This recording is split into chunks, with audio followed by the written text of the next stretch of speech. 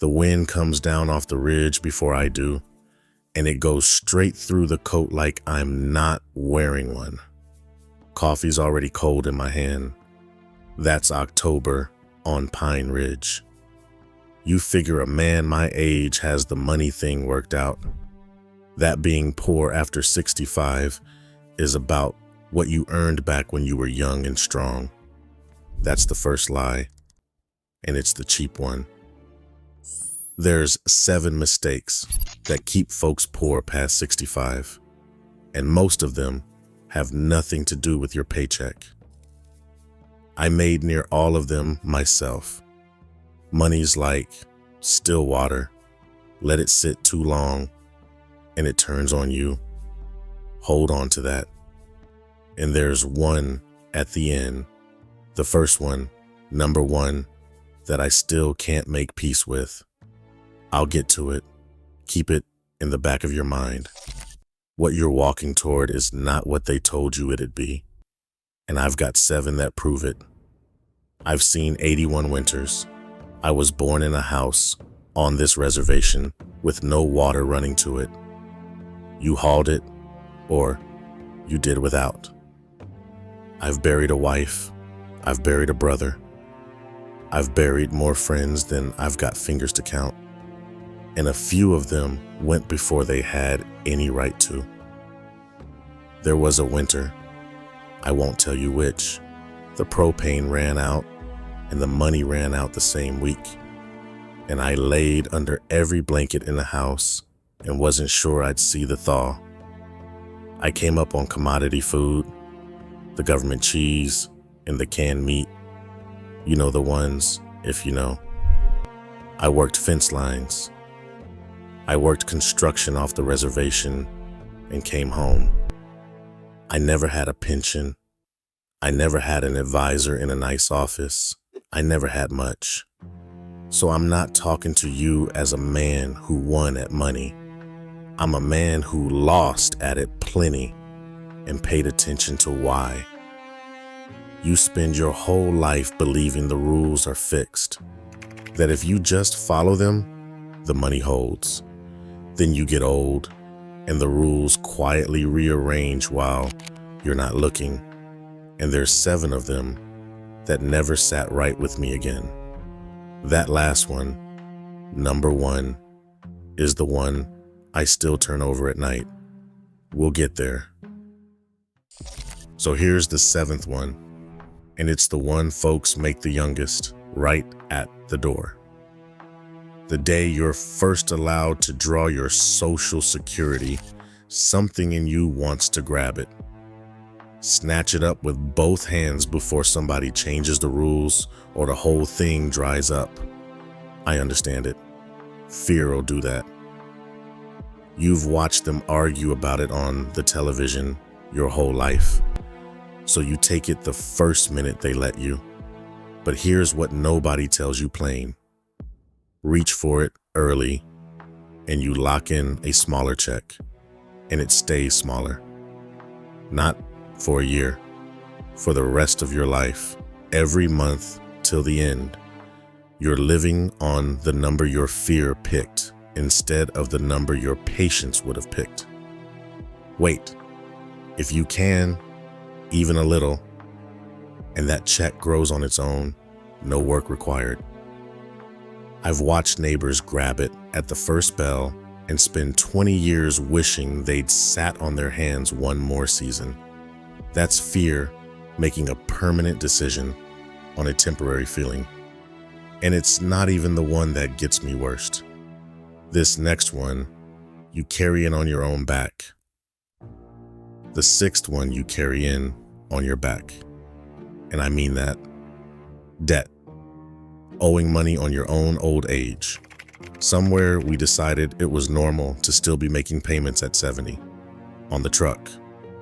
On the house you've already paid for twice over in interest. On a car with a number you're afraid to look at. When I was young, an old man owing money was a shame the whole camp felt. Now it's just Tuesday. And here's the cruelty of it. When you were working, A payment was a nuisance. You covered it and moved on. When you're on a fixed check, that same payment is a stone in the pack, and you're walking uphill with it, and the hill doesn't end. You want to cross into your old age owing nobody, because every dollar already promised to somebody else can't buy you heat or medicine or one good afternoon. Get mean about it while you still can.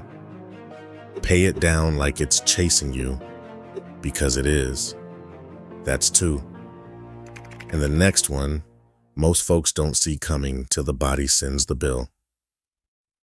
The fifth one is the body and the bill it sends. You go your whole life treating your body like it's free, like it'll keep showing up for work. Then, one day, it doesn't. And it turns out the body's been running a tab the whole time, and it hands it to you all at once, late. And it's the biggest bill of your life. Most folks reach my age with no plan for that at all. The studies I have had read to me say most of us will need real help before the end. Somebody to bathe us and feed us and sit with us. And that help costs more than any of us wants to say out loud. People hoard a little money in fear for exactly this day. Then the fear keeps them from ever using it right. So it just sits. And that's the thing. Money is like still water. You keep it in a jar out of fear and let it sit. And it does you no good the day you finally need it. It went bad while you were guarding it. Plan for the body now. Plain and early so the water's still moving when the bill comes. And stay with me, because this next one hunts you on purpose. The fourth one comes looking for you, specifically because you're old. The phone rings, and it's a warm voice. Your grandson's in trouble. Wire the money quick. Or it's a sure thing, a can't lose, a fella your friend swears by, or your own buddy at the coffee shop who heard about a stock. Understand something. In the money world, old folks with a little saved are the most hunted animals there are. There's people who get up in the morning and that is their whole job, taking it from the gray-haired. And they don't win by being smart. They win by being fast and by finding you scared or lonely, which past a certain age a lot of us are. Fear again, loneliness again. That's the door they come through. So I'll tell you what I tell my own.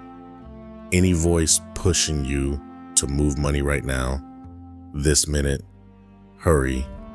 That hurry is the tell. Real money can wait a day. Slow down. Call somebody you trust who isn't in it. There's no shame in hanging up the phone. The gift you can give your old self is being a little harder to fool. And speaking of giving, the third one is about that, and it's the one people get wrong with the best heart in the world. The third one, folks get wrong with a good heart, which is what makes it hard to talk about. I come from a people who give. Among the Lakota, there's the outlawed, the giveaway. Somebody's honored or mourned, and the family lays their good things out on a blanket, and everybody's invited to take one. My grandmother lived by an old saying, "What you give away, you keep. What you keep, you lose." And up the coast, a whole other people, the Kwakwaka'wakw, the Haida, the Tlingit, they held the potlatch, where a man showed he was rich by how much he gave away, not how much he piled up. Two peoples who never met, landing on the same truth. Here's how much that scared the government. They made it a crime. passed real laws here and up in Canada, banning the giveaway and the potlatch outright. You could be jailed for being generous. Look it up. It's real. So I'm not telling you not to give. I'm telling you there's a difference between a full hand opening and an empty hand being emptied further. Giving from strength honors everybody. Giving from guilt, letting the ones you love bleed you down to nothing because you can't say the word no, that just leaves two poor people where there was one. Take care of your own first, then give like a rich man. That's 3. And now we're on the ones that cost me. The second one cost me, so I'll tell it straight.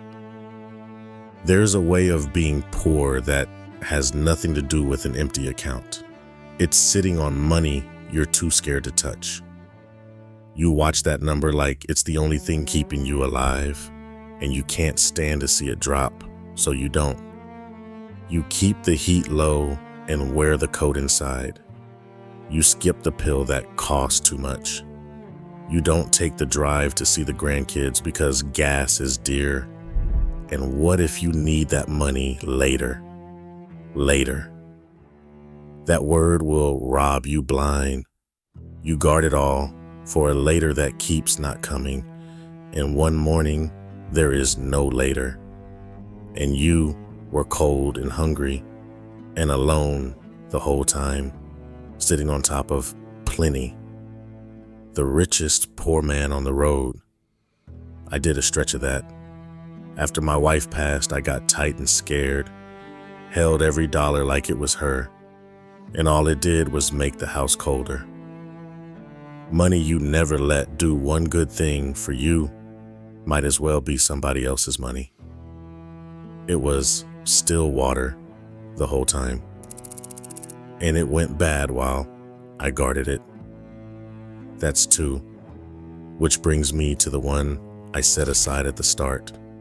The first one, the one I still can't make right. So here it is. Number 1, the mistake underneath all the others, believing the money was ever the wealth. I spent a long stretch of my life with that backwards.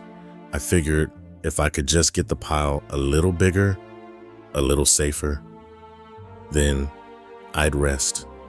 Then I'd have time for the people. I guarded that pile. I worried it like a sore tooth. And the whole time, the actual wealth was standing in the kitchen asking if I wanted coffee. And I was too busy counting to look up. We've got a word, thiyóšpaye. It means your people, the whole web of them, the ones you belong to. And the old teaching is that your relations are the wealth, not a pretty saying on a card. The literal accounting: a man rich in people and poor in money was rich. A man rich in money and poor in people was the one we felt sorry for. I learned that too late to spend it on her. My wife. I had the years with her, and I spent a good many of them staring at a number instead of her face. You don't get those back. There's no account they're sitting in. That's the one I turn over at night, and I'm telling you now so you don't learn it the way I did. Money is like still water. It was never meant to sit. It was meant to move toward your body when it's sick, toward your people while they're here, toward one warm afternoon you'll actually remember. Let it move. The pile was never the point. So ask yourself the real question, not how much have I got, who have I got, and am I letting the money reach them while there's still time? Look back down the line with me. The panic grab, the debt carried in, the bodies bill nobody planned for, the voice on the phone. the giving that bled you dry, the money you sat on and froze beside. And underneath every one of them, that first one, thinking the pile was the prize. If you're wondering how a whole people forgot this, it's no grand plot.